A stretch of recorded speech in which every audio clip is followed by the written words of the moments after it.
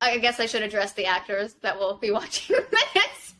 Because, I mean, Millie, I talk about this. I've seen a lot of your talks. I always tell you you're great at talking. And it's the actors that get in their head that think, oh my gosh, I did a bad audition, now I'm blackballed, or I didn't do this, or why am I not doing this? And I think that there's such a need for people to be on casting directors' radars and to be seen and recognized. And is there anything, any suggestions you have for people to do, or for you as well, Rachel? Like, what can people do?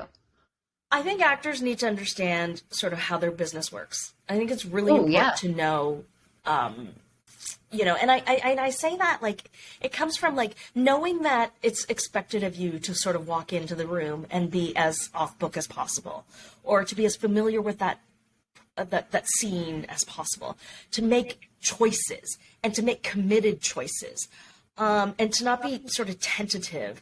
The one thing is, most actors, what's the one thing that most actors will say when they go into an audition?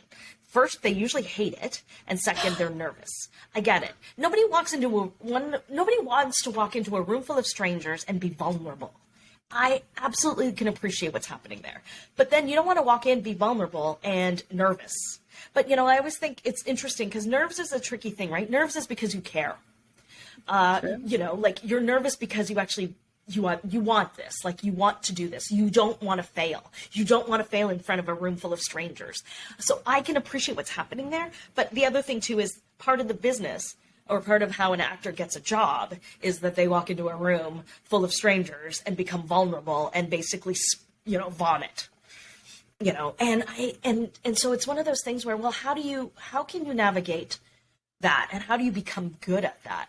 And it's easy for me to say because I'm not doing it. You fake it till you make it. But you know what? I just went into a job interview. I tried to fake it till I made it, and I did not do well. And I didn't get the job. So I can appreciate also what's happening there. But also I go, it's not like you don't know what an audition, and it's not like you don't know that auditions are a part of the process. So you need to audition. And that's nice that one of the bright lights of COVID and lockdown was self-tapes. To me, I think self-tapes are like cheating. I don't know how many times it took you. You could have gone through 30 takes. You could have edited to make one amazing audition, which is great. But you know what? Rachel and I, the few months that Rachel and I have worked together, we've watched thousands of self-tapes. Thousands.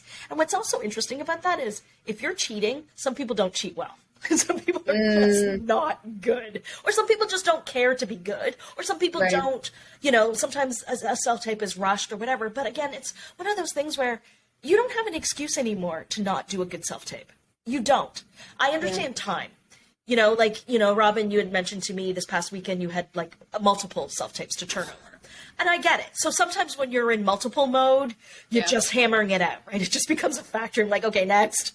And I do different costumes. And I think that's amazing. Like, that's the other thing too, right? Different costumes, different, but it's also different characters. It's different, you had to be prepared. You had to memorize all of those multiple scenes. Yeah. Because again, there is no, like, in terms of a self-tape, there's no excuse for you not to be off book. Or to not appear that you're off book. You can have massive cue cards, or what is it? The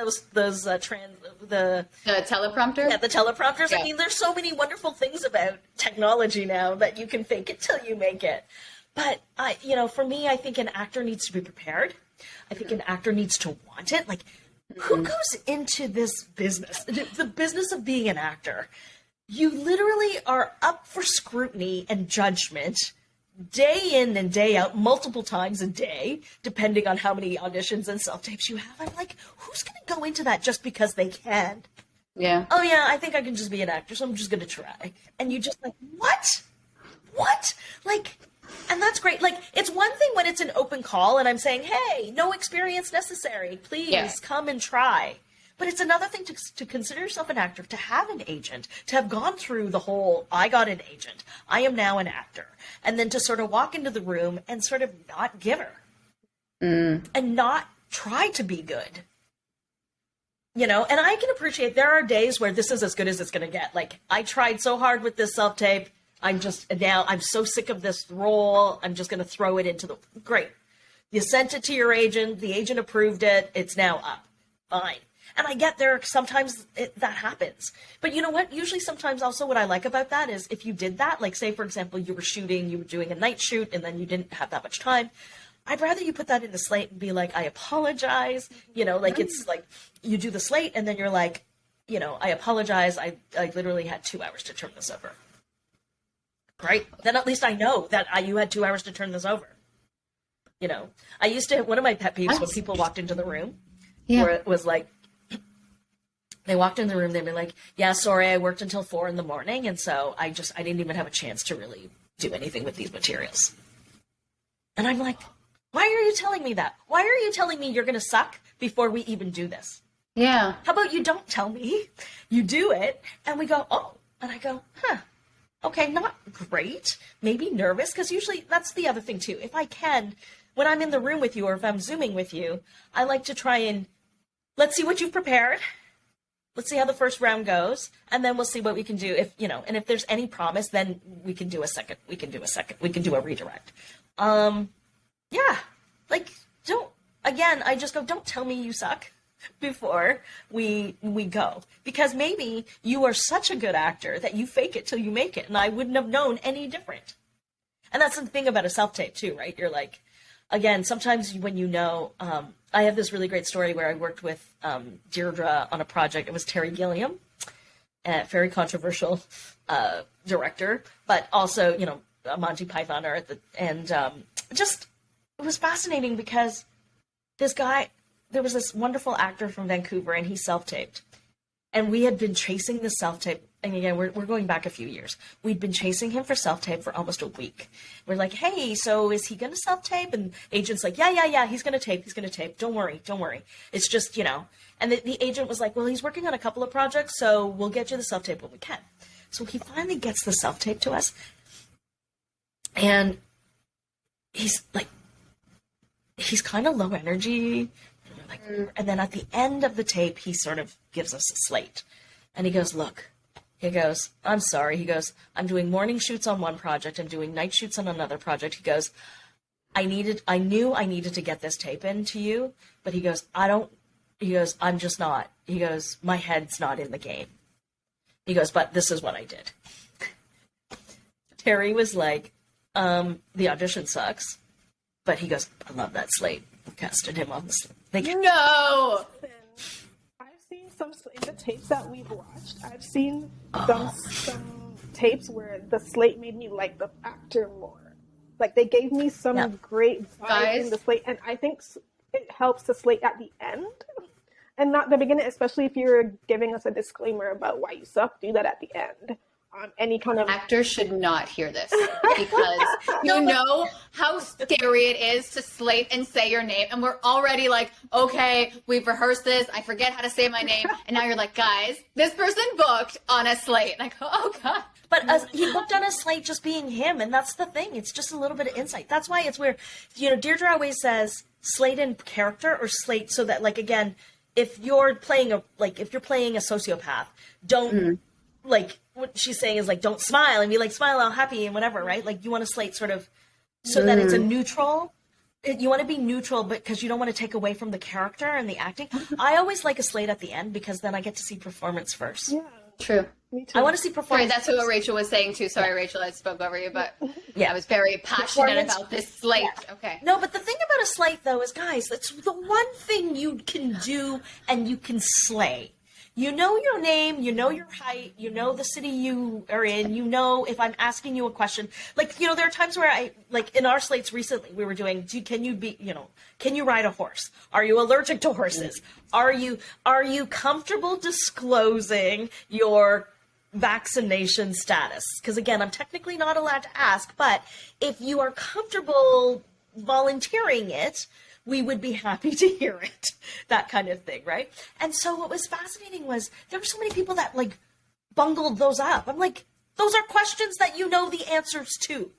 Like, those are questions that should be no-brainers. I understand I'm asking you for a lot. Like, it's a list, right? Like, okay, now what? She asked me for this. She asked me for this. Now, what? Did I answer this? Did I not answer this? What? There's a part of me that you can do it over. But my other thing about it is, so don't slate it. maybe just slate your name and your height, and then you can type it into the text. I'm like, I just need the answers. Give me the answers. The only reason I say put it in the slate is because it doesn't belong anywhere else in the puzzle, you know? But I'm like, hey, like, again, how do you sell yourself? And I think that's the one thing I think actors, it's a tricky thing too, right? It's about performance, it's about brand, and it's about appearance, right? It's the whole package. And that's, I'll be honest with you, that's kind of why I'm not an actor, because I don't want to be open to that scrutiny and that judgment ever, even when I'm slating, you know? But I just say, like, you know, I always say to my classes when I'm teaching, guys, you know your name, you know your height, you know the city. That, there should never be I'm amazed when actors come in and they flub that. Like, it's nerves, Millie. I understand. Oh my God, I'm just like my Robyn Deverett. But you need to figure out. But that's the other thing. You've been doing this for so long. You know that you have to deal with your nerves. And Millie sees me in like the worst. Like, how can Robyn not audition? Okay, cool. Nerves are a huge problem. But I appreciate that you're aware that there are nerves, and like I like your suggestions for like if people don't have time to, and it's and they want to get something out, but they know it's not necessarily the best. If it's in person, don't necessarily say, hey, I didn't prep it. But if, you know, you filmed it, you had an hour to film it, and you'd never looked at it, maybe just a little disclaimer. I swear I'm better than this. But yeah, at the end. Yeah, and I will say, look, when it comes to nerves, I think that's where actors need to figure out some like mindfulness and sort of, that's where I think it's really important. I think actors, in terms of doing like things like yoga, grounding themselves, mindful meditation, I think stuff like that where, you know, I love when an actor says they do yoga or when they meditate, because I think that's so important for your craft. It's important for your instrument. It's important for your head. Because again, I think what actors do is unlike any profession. You know, like, I think it's, I don't know how actors do what they do. I mean, I have utmost respect for how an actor can just walk into a room and just be like, I'm here, you know, I'm here, judge me. But you know, maybe if it's with Millie though, like if it's with you, Millie, and you kind of know you're going to go in and it's going to be collaborative, whatever happens. I think, and this is, the more I talk to different people, the more it's like, let's just take the pressure off of this one audition, even if it's like the only audition you've gotten in a month or 2 months or a year. And let's just remember to have fun and be a human, which is so hard to remember. But those are my thoughts. Absolutely. I mean, think about why you choose to be an actor. It's because you love it. You want to do it. You are prepared to starve for your artistry because you love it so much. And the fact that it brings you so much stress and pain and struggle when you just to walk into an audition room. And I'm not going to say, look, yes, do I think I try very hard to make my audition room feel comfortable and safe? But there are times where sometimes I'm not in a good mood. I mean, look, I say this to my students all the time. Sometimes you're the first person of the day. Casting is not ready. They do not want to be there. They're there for another 8 hours. They're going to have to hear the same dialogue hundreds of times over, and they're hangry. And you got that time slot. But wouldn't it be amazing if you were prepared, you made some bold choices, and you blew them away, and you were like, oh my God, yeah, this is why because I love this project. I love, you know, like, and look what that actor just gave me. Something that I would never have guessed in a million years. Like, amazing. I didn't even think about the character that way. And you go, okay. And this is why I do what I do. You know, because we get to play and collaborate but again, if you didn't come in prepared and you're just going to give me boring, like, okay, I'm just going to be safe and whatever, and then I'm going to be like, okay, thank you very much. That was thanks for coming out today. You know, and that's going to be it. We didn't talk about how Millie is a fantastic reader. You saw that when we went to that actor thing. I know, the actor conference, and I'm sitting there going, Millie, young lady. Bravo. I love it. Part of that is also, for me, I can feel whether or not the actor is connecting with me. In a way, so it's weird because I can't see what's happening on the screen, which is half of casting. But God, when I'm in the room and I'm reading with an actor, and I'm trying, and I also like to think of it when I'm reading, I want to be able to give enough, but not too much, but just give enough so that you can, you don't want to that you feel like, or out. I feel like we're, well, no, I never want to take away from the performer, but I also want to be able to give enough to the performer. Mm-hmm. Love that. Well, I like to suggest that if you're a reader, you should make it that much harder to see if the actors got the chops, right? Like, no. This is No, why. see, But you know that's what? what people think casting directors do. They make it hard, but Millie's not like that. Yeah, but also I feel like actors, you're always going into a room assuming that reader is not good. Really? Oh. You know, like in a way, I feel like you have to kind of you have to keep your expectations. Oh yeah, low. no, that's true. Okay, I thought you meant okay. No, I agree. Yeah, you do have to keep set your the bar low. expectations. You do have to Yeah. set the bar low Yeah, because that's the thing. Then if you are used to practicing with someone that is not good, and then you go in, you go, oh my god, is this a scene? Are we connecting? Yeah, Like for me, because for me, it's all about, are we connecting? Are we connected? Are you listening and are you answering? Because that to me is where, again, for me to gauge, it's half the battle, half the performance battle. Are you listening? Or are you just waiting for the cue? to where I'm trying to explain to people, if someone is not making eye contact with you when you go in the room, that's not a bad thing. It doesn't mean you suck.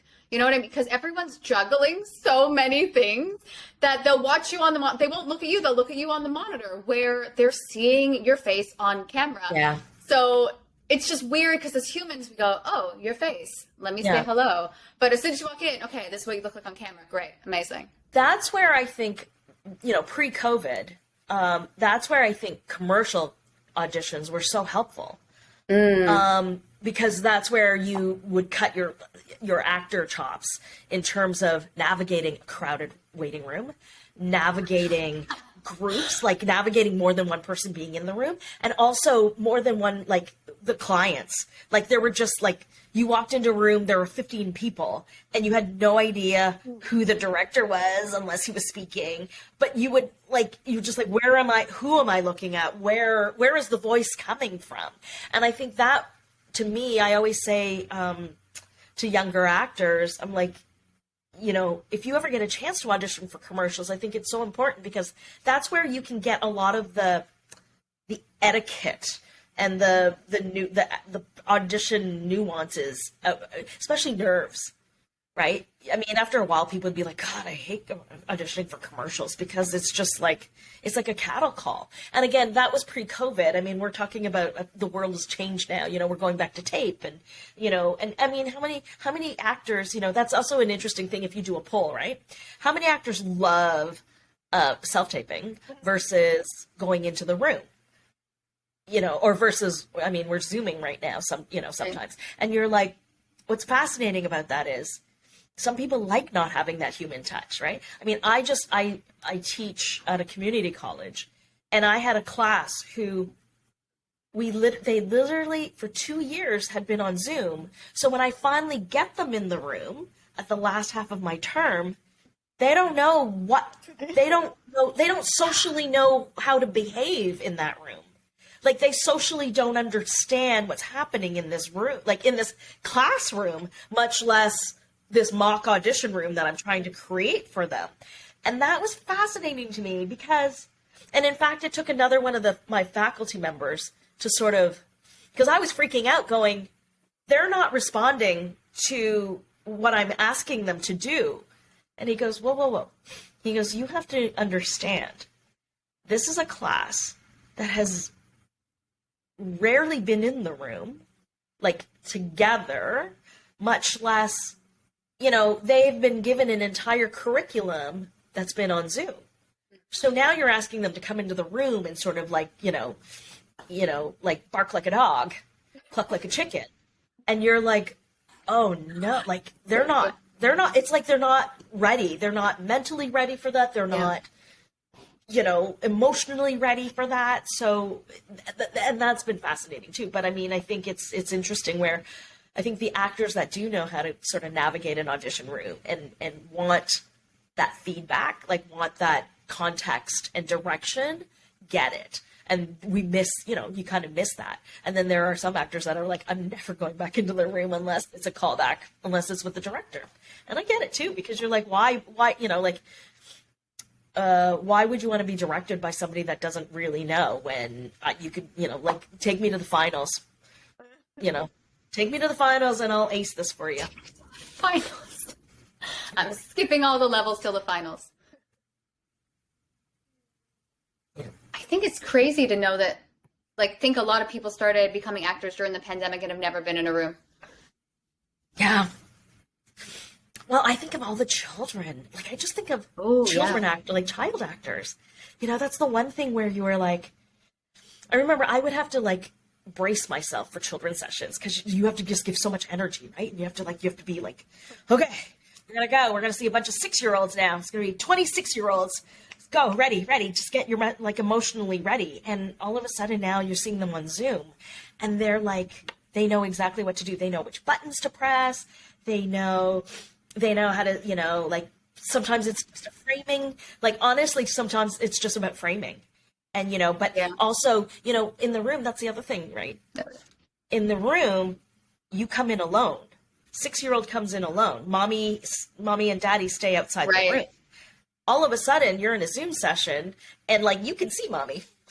Mommy's probably mouthing the words with you, mommy's already, and you're and then when, what was funny was in the room, you stop camera, you call the scene, and then they look to they look to whoever's behind the desk for, did I do, did I do well? And now that you call cut on the Zoom, and they just look at mom going, I did it, So it's fascinating. there's a whole generation of actors that just really won't know what it's like to be in that room, So do you think, Millie, that sorry, I'm taking over the question. Oh, I love it. Co-host, let's do it. So do you think, Millie, that we're ever going to go back fully in person? I know it's a thing. Yeah, I think we will, but I do think I think it'll be the first rounds. The first rounds will be probably self-tapes, sometimes Zooms. And then I think callbacks will probably be in the room. And I'm seeing that a lot now with some of the sort of the more prolific casting directors in town where they're actually coming back into the room for their callbacks. And that's kind of been neat. Again, but that's going to change too, because before you could pack your session. You could just pack it every 10 minutes, and even if you were running behind. But now you have to be conscious of what's happening in that waiting room. If every single casting director, if we all come to milestones and we all run behind, we now have a packed waiting room that technically we sort of don't want to overexpose people to, So I think that's a tricky thing. And I think it's also mask mandates. I think also, look, for productions, I feel like COVID, they spent a lot of money on COVID protocols. Where are you going to save your money? So now maybe we save our money on the first round of auditions. Maybe we don't go into the room. We don't rent casting facilities. We don't go into the room on our first rounds. I think that's a tricky thing, right? Where do you put, all of a sudden it became much more expensive to shoot in a COVID world, It is. I don't think people realize how expensive it is to rent a casting facility for the day. Oh my gosh. It's not insane. Hourly, right? I would say both Casting Central and Milestones are sort of in and around. They're competitive. They're both, but in and around. I'd say it's it's averaging $100 an hour, just for a session, and think about it. In 1 hour, if you're doing actors every 10 minutes, that's only 6 actors per hour. If you're going to give them 15 minutes, that's 4 actors an hour. So think about that. And 15 minutes is not a long time. When you think about after the niceties and you're putting all your stuff down, you're trying to, I need to slate you. I need to talk. And you have questions. By the time we get into the scenes, I know that now ACTRA has this mandate where we can only give you either 8 pages, 2 scenes, or 8 pages. Now, casting is getting slapped for asking too much of an actor, which I totally appreciate. The human actor? Yeah, in 10 minutes I'm asking you to do 16 pages. You're like, what? within, and then of course with less than 24 hours notice, which is rude of me. And I will always say that it's not always casting. No, and right? I would say for the most part, of course, no casting director wants to cast like tomorrow, like now. But I will say to you that I, as a casting director, know that if I'm giving you your audition scenes so last minute, I know what my expectation would be, and I'm not asking you then. Like, if I gave you less than 24 hours notice and you're willing to take that challenge, know that I'm not asking you to be off book. Know that I'm not asking you to come in and be genius. I mean, at this point, I know that we would try and nuance a good audition together because I did not give you the amount of time that I should have given you to prepare and to do well. This is... Oh, yeah. No, exactly. They're not like waking up in the morning going, how can I screw over an actor today? I'm just saying it because I feel like it needs to be said. It's never like, oh, absolutely, absent-mindedness. It's probably just like, okay, this is a turnaround that we have to keep the casting process going. It's not because we forgot about you. No, and no, I agree. It is worth emphasizing that no one wakes up and wonders, how can I make an actor fail? That's exhausting. Well, and I know sometimes, like, I'll have a production where they're like, hey, can you bring in Jane from the other day tonight, like, for our callbacks today? You're like, I can, but she's not going to be prepared because we didn't give her enough time.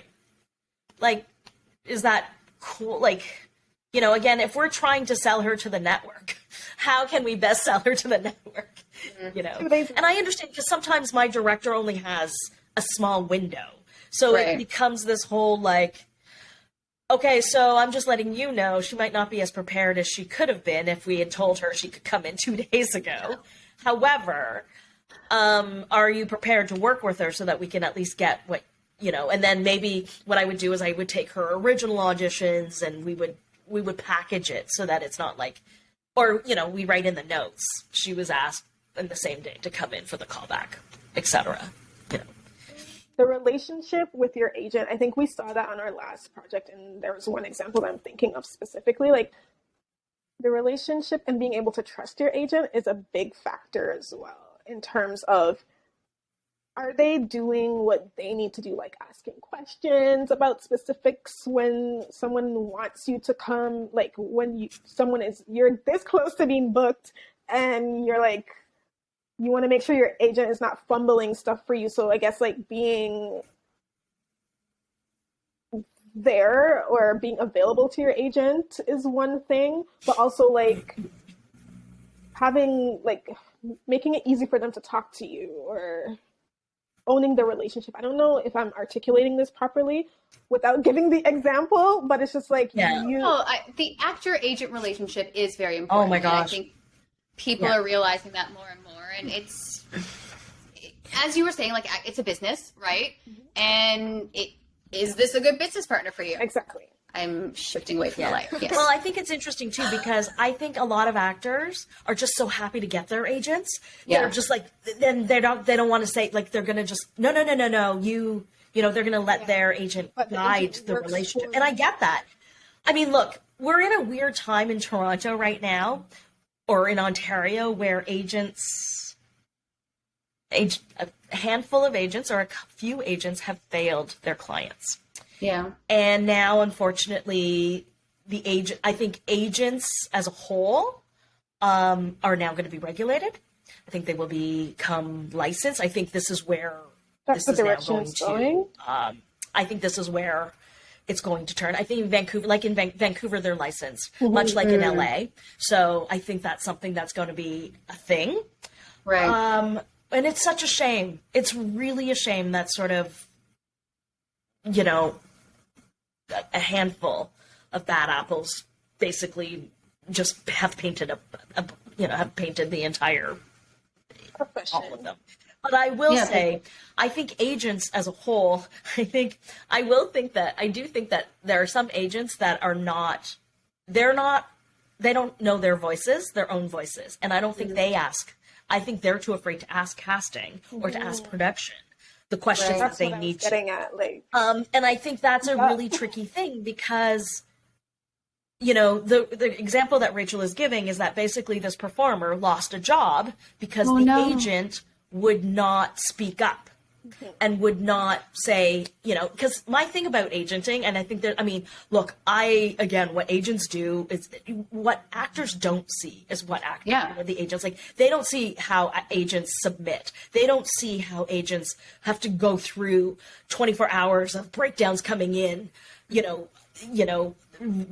on all the time zones. But what's fascinating too is that for me, one of the biggest things that an agent does is they juggle scheduling.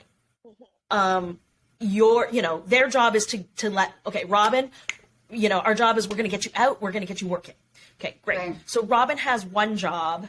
Robyn's auditioned for a bunch of jobs, and now they're all kind of coming in at the same time. So all of a sudden, like, okay, Robyn gets one booking.